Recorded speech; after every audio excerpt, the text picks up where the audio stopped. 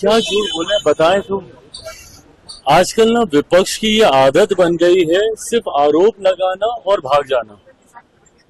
और देश भारत एक लोकतांत्रिक देश है। देश की जनता ये सब बातें देखती है और उसी के आधार पर अपना फैसला करती है। एक झूठ बोलने वाले मुख्यमंत्री दिल्ली में भी थे जो बड़े बड़े दावे वादे कर आए थे। क्या किया देश की जनता ने 10 साल के बाद उनके साथ?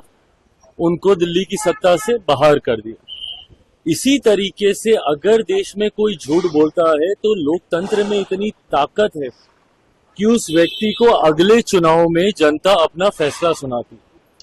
अब यही पैमाना है, यही मापदंड है। जिस मापदंड की बात आदरणीय लालू जी कर रहे हैं, ये वही मापदंड है कि देश की जनता ने निरंतरता में अगर तीसरी बार मेरे प्रधानमंत्री आदरणीय नरेंद्र मोदी जी पे भरोसा किया है तो इसका मतलब कहीं ना कहीं पिछली 3 बार से वो अपने वादों पर, अपनी बातों पर खरा उतर रहा है। आज की तारीख में प्रधानमंत्री मोदी के वादे, उनके वादों को पूरा करने की गारंटी है।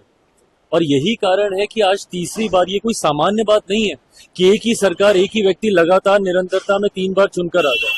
इससे पहले जब ये हुआ था, आज से लगभग 6 दशक पहले, उस वक्त परिस्थितियां अलग थी, उस वक्त विकल्प नहीं थे। इस बार तो विकल्प के लिए आपने अपने विचारधारा से समझौता करते हुए तमाम विपक्ष एक साथ आ गए, सारे विपक्षी दल एक साथ आ गए। एक दूसरे को जो देख नहीं सकते अपने अपने राज्यों में, वो दल तक एक साथ आ गए। कांग्रेस, आम आदमी पार्टी ना पंजाब में देख सकती है, दिल्ली का चुनाव आमने सामने लड़े। लेफ्ट, ममता बनर्जी, ये सब एक साथ एक मंच पर आ गए प्रधानमंत्री मोदी को हराने के लिए। क्या हो गया? उसके बाद भी तीसरी बार जनता ने उन्हें चुना।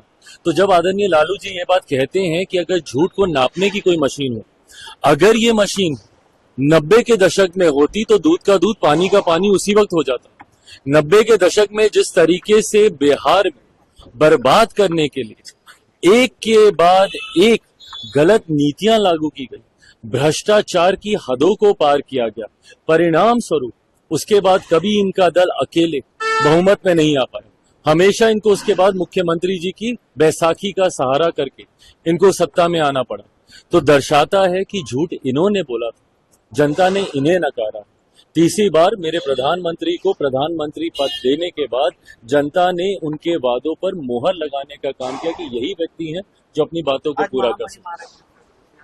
स्वागत है, मैं अपनी तरफ से, अपनी पार्टी की तरफ से उनका स्वागत करता हूं। बिहार वासियों की तरफ से मां महिम का मैं स्वागत करता हूं। और मुझे खुशी है इस बात की कि जिस तरीके से बिहार हमारा आज केंद्र बन गया है। कुछ लोग इस बात का सवाल उठाते हैं कि हमारे प्रधानमंत्री बार बार बिहार क्यों आ रहे। भाई, हमारे लिए खुशी की बात कि जब प्रधानमंत्री, आज 7-8 महीने बीते नहीं लोकसभा चुनाव को, कभी दरभंगा में उनका कार्यक्रम, तो कभी जमुई में उनका कार्यक्रम, कल भागलपुर में उनका कार्यक्रम, आज मां महिम आ रही, पीछे भी उनका कार्यक्रम था यहाँ। तो ये दर्शाता है कि किस तरीके से बिहार एक महत्वपूर्ण राज्य है। और विकसित भारत की जब हम लोग कल्पना करते हैं तो उसमें एक विकसित बिहार की एक अहम भूमिका होगी। विपक्ष के पास जब कोई मुद्दा बचता नहीं है ना, तो वो व्यक्तिगत आरोप प्रत्यारोप की राजनीति करते हैं। ये गलत है।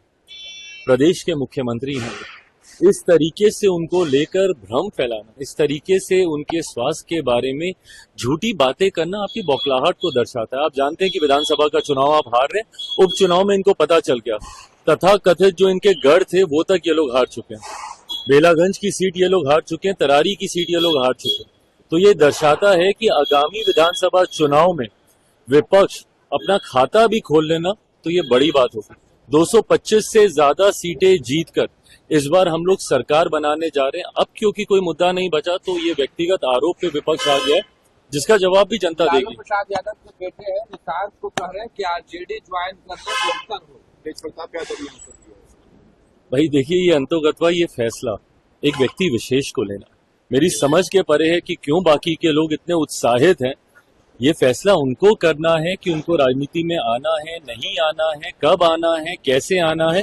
आएंगे तो हम लोग स्वागत जरूर। अमर उजाला जीवांजलि के सारथी की मदद लें और महाकुंभ में स्नान जरूर करें।